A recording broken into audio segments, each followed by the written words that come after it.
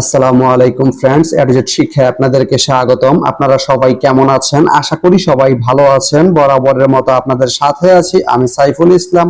চলে এসেছি নতুন একটি ভিডিও নিয়ে।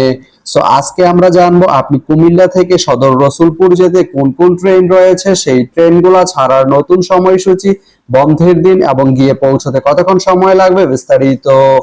আমি যদি আপনাদেরকে ট্রেনের সময়সূচিগুলো বলে দেই, আপনি কুমিল্লা থেকে সদর রসুলপুর যেতে প্রথমে যে ট্রেনটি রয়েছে সেটি হচ্ছে কর্ণফুলী।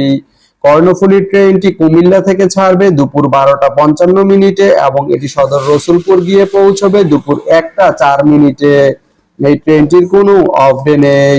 তারপরে রয়েছে ময়মনসিংহ মেল। ময়মনসিংহ মেল ট্রেনটি কুমিল্লা থেকে ছাড়বে রাত 9টা 10 মিনিটে এবং এটি সদর রসুলপুর গিয়ে পৌঁছবে রাত 9টা 20 মিনিটে। এই ট্রেনটির কোনো অফ ডে নেই। তো আপনি কুমিল্লা থেকে সদর রসুলপুর যেতে এই দুইটি ট্রেনের যে কোনো একটি ট্রেন ব্যবহার করতে পারেন। তো ভিডিওটি কেমন লাগলো অবশ্যই কমেন্ট করে জানাবেন।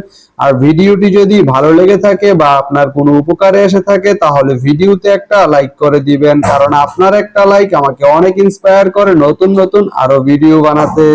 তো ধন্যবাদ সবাইকে ভিডিওটি এতক্ষণ ধৈর্য ধরে দেখার জন্য। ভালো থাকবেন, সুস্থ থাকবেন, এডুজেট শিক্ষার সঙ্গেই থাকবেন।